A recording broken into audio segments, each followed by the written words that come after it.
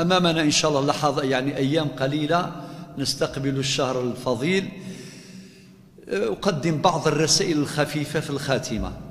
الرسالة الأولى: أن الحياة فرص.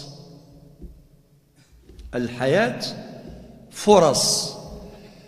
الإنسان الذكي الفطن هو الذي يحسن استثمار الفرص والتقليل من دائرة الفرص الضائعة. الفرص الضائعة موجودة في حياتنا يقينا، ولكن نجتهد من أجل تقليص دائرة الفرص الضائعة. شهر رمضان فرصة سعيدة، فرصة جميلة جليلة. نسأل الله أن يوفقنا لحسن استثمار هذا الشهر الفضيل، فهو شهر الاستثمار في الطاعات والقربات والباقيات الصالحات، والهمم عالية.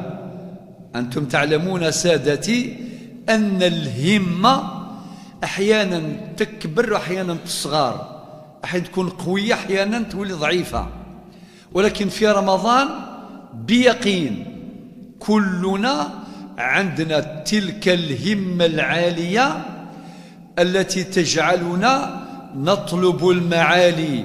إذا غامرت في شرف مروم فلا تقنع بما دون النجوم، كما قال شاعر الحكمة المتنبي: إذا غامرت في شرف مروم فلا تقنع بما دون النجوم.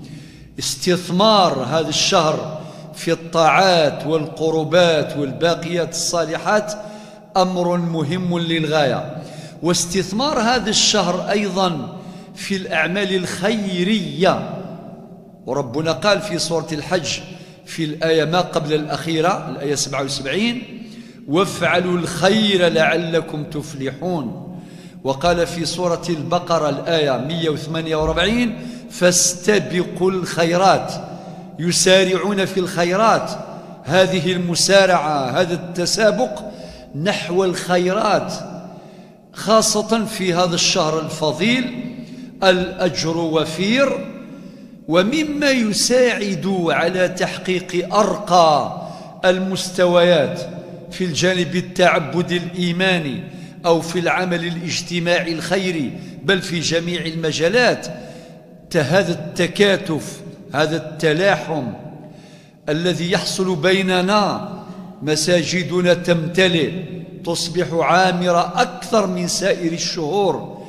مساجدنا عامرة بالصغار بالكبار بالرجال بالنساء، حتى المرضى يجتهدون في تحقيق ما يمكن تحقيقه من الحضور في المساجد. فنستثمر ولا ندري. هناك أناس تعرفونهم ونعرفهم ماتوا، عاشوا في العام الماضي، رمضان اللي فات كانوا عايشين وصايمين، ورمضان هذا ما كانشهم. كي نذكرهم نقولوا الله يرحمهم، الله يرحمهم. إذن نحن هل ندري متى نودع هذه الحياة؟ لا ندري، وكلنا إلى ذلك المصير. الله يرحم الإمام الشافعي اللي يقول: ومن نزلت بساحته المنايا فلا أرض تقيه ولا سماء، وأرض الله واسعة ولكن إذا نزل القضاء ضاق الفضاء. ومما ينسب الإمام علي: يا من بدنياه اشتغل وغره طول الأمل، الموت يأتي بغتة والقبر صندوق العمل. إذن أقول من العوامل الكبرى التي تحفزنا نحو الاجتهاد في كل وقت، خاصة في الشهر الكريم شهر رمضان المعظم، أننا قد نودع هذه الدنيا في أي لحظة من اللحظات. قد تتاح لنا فرصة الصيام. إلى الآن لا نزال على قيد الحياة، نسأل الله طول العمر مع صلاح العمل. نقول ربي يطول في العمر وربي يصلح في الأعمال، ولكن والله لا ندري. وإذا جاء أجلهم لا يستقدمون ساعة ولا يستأخرون، ولكل أجل كتاب. والله ما عارفين. لذلك ربي قال في سورة الملك: الذي خلق الموت والحياة، بدأ بها. علاه؟ باش تبقى نصب أعيننا. ما قالش الذي خلق الحياة والموت، قال الذي خلق الموت والحياة ليبلوكم أيكم أحسن عملا.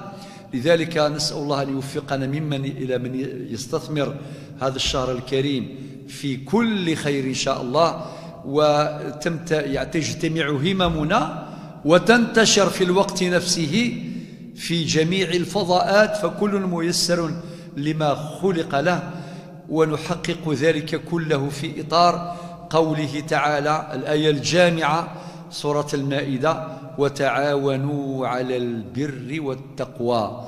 وإذا اجتهدنا في تحقيق ما نستطيع حقق الله لنا ما لا نستطيع. هذه قاعدة ذهبية. إذا اجتهدنا في تحقيق ما نستطيع، إذ لا يكلف الله نفسا إلا وسعها، فإذا اجتهدنا في تحقيق ما نستطيع حقق الله لنا ما لا نستطيع.